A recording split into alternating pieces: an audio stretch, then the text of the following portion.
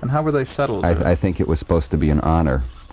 The great pianist Solati, when he came to Weimar to study with Liszt, everyone was astounded. He looked just like Franz Liszt. That's an interesting... Yeah. That would make a wonderful court And in case. old age, Solati, who was a figurehead around New York, who taught at the Juilliard School, he even had the same warts as Liszt, same placement. Anyway, did he take advantage of that? That similarity? Of course, and everyone did. Ernest Newman said, well, half the pianists wandering around Europe are sons of Liszt. But... did he mean that stylistically or biologically? Well, he wrote one of the worst biographies I've ever read on one man hating another. Liszt just irritated Ernest Newman, who was such a great biographer of Wagner. Anyway, Solati said, is it possible that I am your illegitimate son? And Liszt said, well, let me see, when were you born in Russia? 18 so-and-so. No way, I wasn't there then. Liszt took it seriously. Anyway, Solati was flattered he looked like Liszt, and it didn't hurt his career. Yeah. No, I'm rather surprised that so many women in that day and age would come forward and claim that these children were Liszt's, you know. How did he handle that? I mean, was that celebrity has a powerful effect on people, and it's we're seeing in the present day. The groupies, I suppose. Well, there are, yes, groupies, and also, is all of this really true? Some people want publicity, and all of a sudden we've had a former president who has known every woman in the world. So actually, yes, Liszt was a Don Juan of magnitude, no doubt about it. He created his image that way. It got to him, and in many ways did him harm. In later years, he was still awfully magnetic, and a 17-year-old countess that studied with him decided that she was deeply in love, and Liszt was not immune to her charms, and he found himself one day with a gun pointing at his head. Yes, she wanted to murder him. She was obviously hysterical. And he was obviously able to talk his way out of that, however he did that. And he did it well. But it's strange that he didn't obviously subscribe to the theory that that one talent, let's say, might take away from his other talent of composing music. There have been, I suspect, allegations to that effect, that you can't have both in the same body.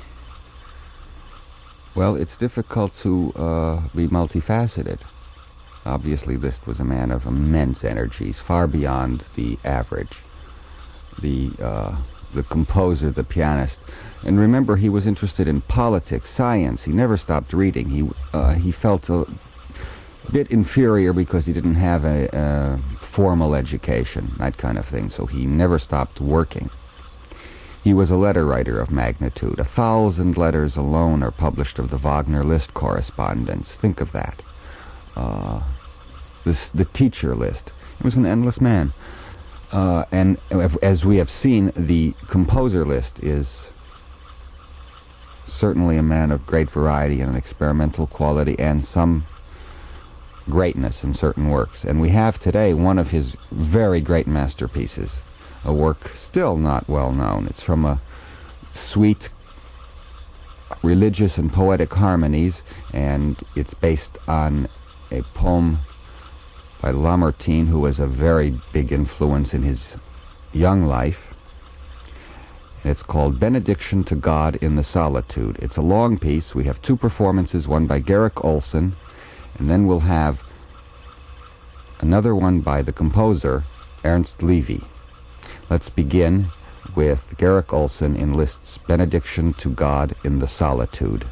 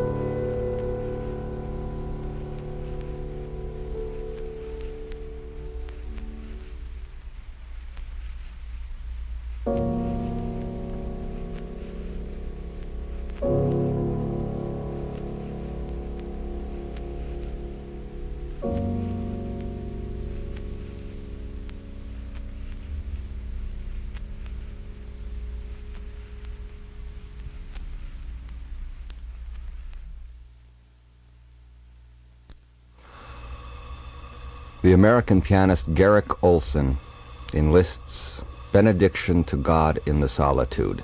Liszt himself thought very highly of this work, and Princess Wittgenstein, his roommate for years in Weimar, would not permit any of the students to play it.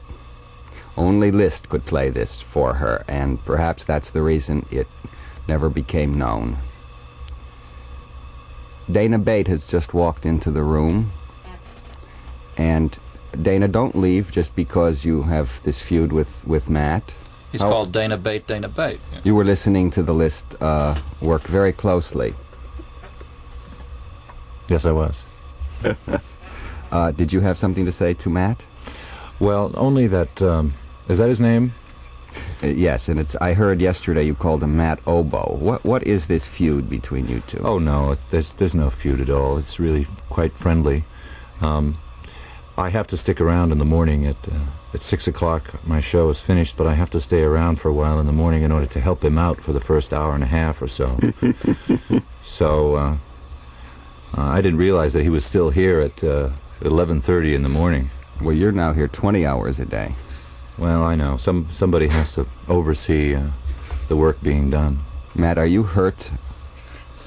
No, not at all. Matt Oboe, and No. well, we do know your name is Edwards. Would you like to stick around for a performance of this Benediction to God in the Solitude by Ernst Levy, who has just entered the ranks of Liszt pianists on this program, and this is a performance that I treasure. It's amazing what he does, little niceties with the texts, little rhythmical sways, rubato. This must have been how Busoni played the piano, or at least I imagine so. Ernst Levy is a composer, a Swiss composer, and he's a titanic pianist. Let's hear this work, Benediction to God in the Solitude.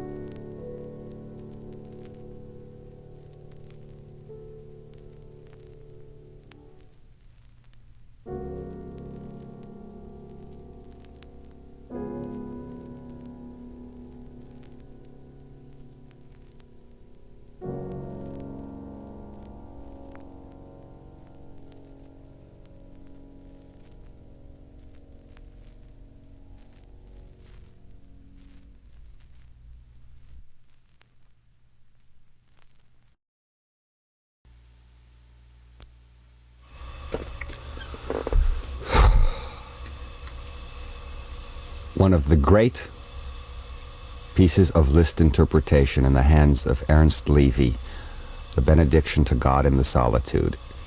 And the effect it's created around here is exactly what I had hoped for as Bob Adams is sitting, Dana, Matt, my assistant Gabriela Tomanovich. It's astounding playing. He studied with Egon Petri, who was Busoni's close friend.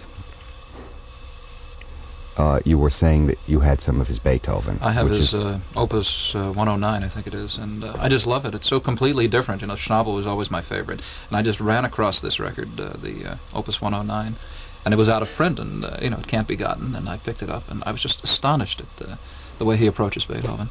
This is also out of print. Yes, yeah. This is a recording made, I think, in 1956 at MIT. The recording engineer, Peter Bartók, the composer's son. Levy is also a composer of note, very fine composer. We'll hear more of this artist when we listen to Liszt's gigantic sonata in B minor. But now I know that you have some messages.